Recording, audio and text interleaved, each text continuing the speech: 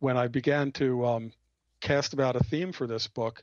And I was really intrigued to discover that not only are there groups that we've heard of, like La Raza and LULAC, there are groups like MECHA, which is the Student Movement for Aztlan, and the Brown Berets of Aztlan. These are extremely radical, generally Marxist, international socialist groups, but they truly believe that they're going to take the Southwest, not necessarily to give it back to the government of Mexico City, but certainly to remove it from American control. And they're very serious. Oh yeah. Now they've been in colleges teaching this for 3-4 decades now. Today we're seeing the results of it. The previous mayor of Los Angeles, he was a college radical for Aztlan and other socialist causes.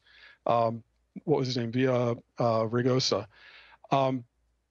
But judges and attorney generals especially across the Southwest, they're infused in this mentality. So we're not going to get a lot of help stopping this invasion when you consider that so much of the bureaucracy is now supporting the invasion. Oh Both yeah, at the absolutely. federal level and at the state level. They want to see this happen. Quite clearly, Right. they want to see this happening. The Border Patrol agents know what's going on. They're very upset with it. And as we hear, Matt, all the Absolutely. time, they're trying to portray this as if this is defending children, when even by their own Right. statistics, they say at a very max, it's 20% that are children. And that would include people up to the age of 18. Many of those Well, coming in, of course, are drug gang members. and that 18 is a matter of self-reporting. They have no ID. They say, my name is Juan Rivera, I'm from Guatemala, and I'm 18. The guy could be 24. Yes. I mean, how do you know? You got a skinny bantamweight Latino who's, not too beat up, could easily claim to be a teenager. There have been reports of men in their late 20s trying to get into high school. I guess it would, easy way to score the chicks or something. I don't know. Or yet, open up a new drug pipeline. That's right. And yet we hear people like George Will saying, these are 8-year-old criminals with their teddy bears. Shame on you for wanting to send them back. I mean, that's what they're doing. They clearly do want another crisis. George Will needs a little gang of MS-13 living at his house. They'll appreciate him. But the border, anybody should take a look at pictures of the actual border. What people don't understand is the average farmer has a better fence between two cow fields. Yeah. There is often no fence. Yes. Only when they take politicians to El Paso or San Diego do you see a fence in the background. Imagine a dangerous quarry or swimming pool where children have drowned, and there's only a great fence around 10% of it. And that's where they use a camera backdrop and say, we don't understand why kids continue to drown in the pool. Oh, absolutely. But we have an unguarded border. The Border Patrol, because the border is unguarded, have to defend way in depth, 40, 50 miles back, which does several unintended bad consequences. It turns the interior of Texas and the Southwest into a war zone where actual Americans have to go through Border Patrol checkpoints, between McDonald's and work. That pisses off regular Americans, excuse me. Yeah. But also it allows the cartels to actually run the border zone. Yes. Safe houses, drop sites, all of this is completely open and free, while the children that Obama deliberately lured in like the Pied Piper, the children are actually a sympathetic shield or mask on the front of a Trojan horse. Yes. While the mainstream media, the liberal mainstream media, swings the cameras around to George Will's 8-year-old with a teddy bear. Right behind the camera are all these tattooed gang members that are saying, "Gracias, Presidente Obama." I mean, the Border Patrol agent that was killed a couple days ago in his house, not on the job, by two grown career illegal aliens. These guys had been deported each multiple times, came back in, murdered an American Border Patrol, but he could have been any American. But the point is, these children can come across. If children can hoof it across the border, then for goodness sakes, everybody in the world can hoof it across our border, and they are. Yes, we see increasingly, as we've reported here, they're putting up signs in Chinese in many places. Right. And as you're pointing out, it's not just that it's a beard as far as publicity goes to say that it's all about children. The drug cartels actually do pull children and families across in one area so they can attract the Border Patrol there and then come across in another area with the gang members, with drugs, with weapons, whatever it is that they really want to bring in. We've had our reporters down at the border. Joe Biggs has gone down there with airplanes. A fellow who lives down there flew them around to show that they don't have the fence up except in just a few areas, and it's simply a beard. Now, that was your book in 2006, where you were talking about the border collapse and the rise of La Raza and these other militant Hispanic groups that essentially descend the U.S. into chaos. You followed that up with another series in 2009, another book, part of the same trilogy, Foreign Enemies and Traitors. Tell us a little bit about that scenario. Well, this book kicks off as a plot device. The New Madrid Fault had already broken loose, so all of the bridges on the Mississippi, the Ohio, all of the these main bridges have all collapsed between Memphis and Nashville and Arkansas, all over that region. The federal government's too broke to fix it. It's much too big of a problem. It's Katrina times 100, and the South goes one way. It's sort of a plot device for dividing the country regionally. The Northeast and the Rust Belt is still heavily socialist and under the control of Washington. But the rest of the country is saying, we don't think we are going to follow the instructions of Washington, D.C. anymore. That's the setup for that.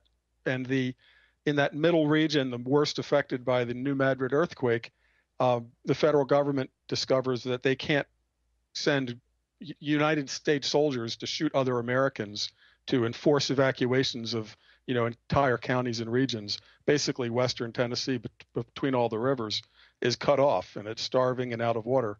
But they don't want help, and they don't want to go to a FEMA camp. They just want to stay and try to go Amish and hang on. They're afraid that once they go on any kind of a government bus, they may never come back. Well, Americans won't fire on them to enforce these evacuation orders.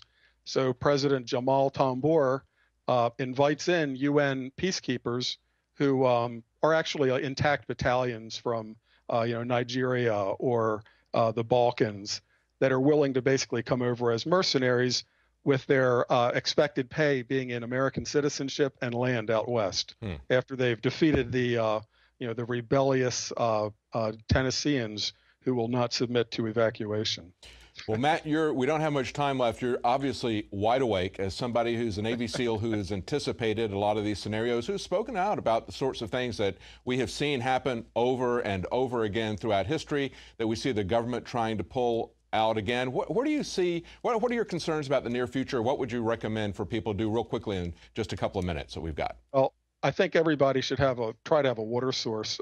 Imagine the power going out and not coming back on. I would recommend folks read my short story that just Google. It's floating around the internet. The short story called "Alas, Brave New Babylon." But I'm afraid that we're living in a dynamite factory, and there's about a dozen fuses leading into it. It could be a cyber attack. It could be a solar ejecta from the sun. It could be a war with China, but on a computer level. It could be a computer virus that gets out of control. It could be a real virus that gets out of control.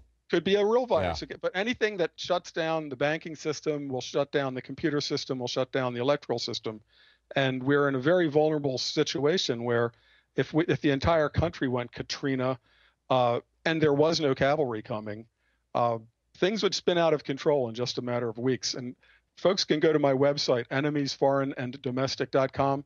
And on my links page, there are a bunch of my short stuff that are just floating around the internet. Both fiction and nonfiction, but I recommend folks read like Dear Mr. Security Agent, which is sort of an open letter to federal law enforcement. Some of my fiction, besides Alas, Brave New Babylon, Professor Raoul X, What I Saw at the Coup.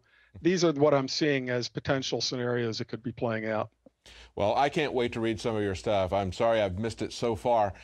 As everybody is saying on the internet, it's the real page turner. It's got hundreds of interviews, and most of them 4- and 5-star interviews. Most of them 5-star reviews, rather, I should say.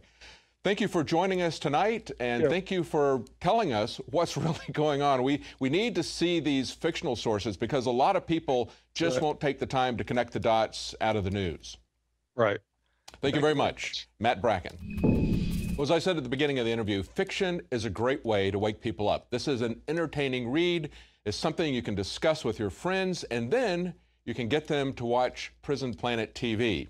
With a subscription, you can show them what's really happening today in the world as we see these false flags, these efforts to engineer crises and then use them as opportunities to grow the government and to take our rights. A subscription to Prison Planet TV, if you're not a subscriber, can be shared with up to 11 other people. Simultaneously, you can all watch Alex Jones's documentaries as well as the nightly news every night. Well, that's it for tonight. We'll be back tomorrow at 7 Central, 8 p.m. Eastern.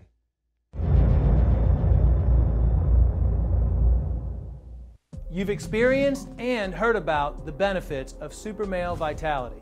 Now, the new formula has arrived. Introducing the new Super Female Vitality. I have specifically designed this formula to help the body naturally regulate itself without the use of artificial hormones. Key ingredients chosen from the highest quality sources. Secure your Super Female Vitality today from our limited stock at InfoWarsLife.com. You are watching the InfoWars Nightly News, which airs 7 p.m. Central at InfoWarsNews.com. Members can share their passcodes with up to 11 other people, and your support is helping us defend liberty worldwide.